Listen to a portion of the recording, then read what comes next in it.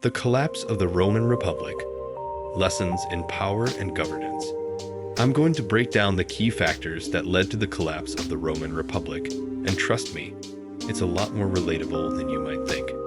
The Roman Republic was one of the most powerful and influential civilizations in human history, spanning over 500 years and leaving a lasting legacy in politics, architecture, law, and culture. From its humble beginnings as a small city-state to its growth into a vast empire, the Roman Republic was a true marvel of the ancient world. But despite its greatness, the Republic faced a downfall that would change the course of history forever. So, why are we still talking about the Roman Republic today? Well, its impact on modern society is undeniable. Many of the political and social structures we take for granted today, from democracy to the rule of law, have their roots in ancient Rome. And understanding the Republic's downfall can provide valuable lessons for us today. So let's dive in and explore what really caused the downfall of the Roman Republic. The Roman Republic was a complex system of governance, with a delicate balance of power between the Senate, the assemblies, and the consuls. But as the Republic grew in power and size, this balance began to shift. Political corruption became rampant, with wealthy elites and politicians using their power to further their own interests rather than serve the people. Military challenges also mounted, with the Republic facing threats from all sides, from the Gauls to the Parthians.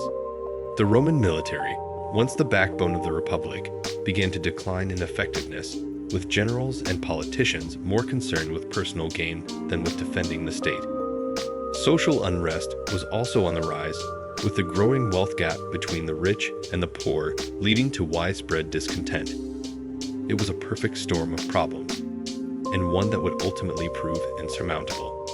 One figure who embodied the corrupting influence of power was Lucius Sergius Catilina, a Roman politician who attempted to overthrow the government in the late 1st century BC. His conspiracy was thwarted, but it highlighted the deep-seated problems within the Roman system. Another key figure was Julius Caesar, who would go on to play a pivotal role in the downfall of the Republic. Caesar's military campaigns in Gaul had made him a hero to the Roman people, but his increasing power and popularity threatened the ruling elite. His assassination in 44 BC would be a defining moment in Roman history, leading to a power struggle that would eventually see the rise of the Roman Empire.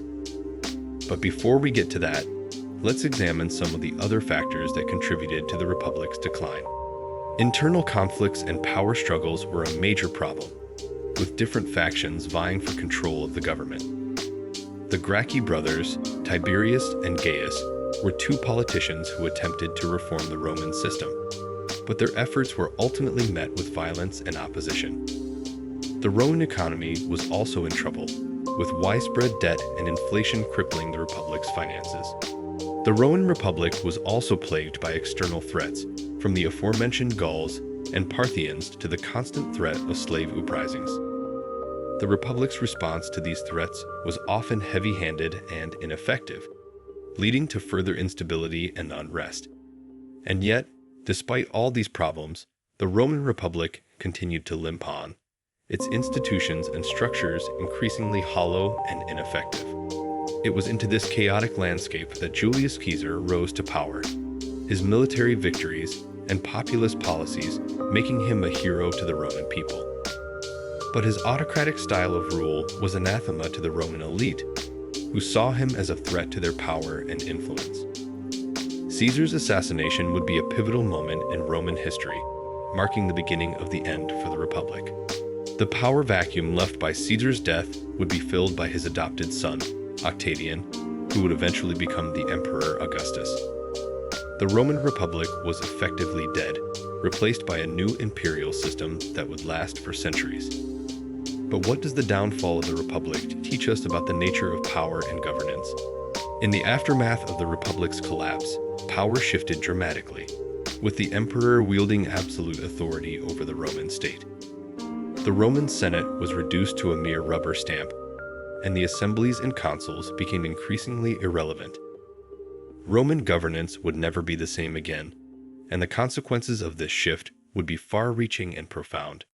The fall of the Roman Republic also had significant social and cultural impacts, with the rise of a new imperial elite and the decline of the old aristocracy. The Roman people themselves were also affected, with the loss of their liberties and the rise of a new imperial bureaucracy. It was a truly seismic shift, one that would shape the course of Western history for centuries to come.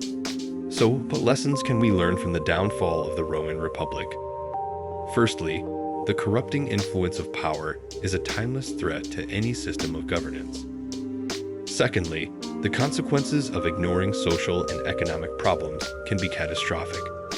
And finally, the importance of strong institutions and a robust system of checks and balances cannot be overstated.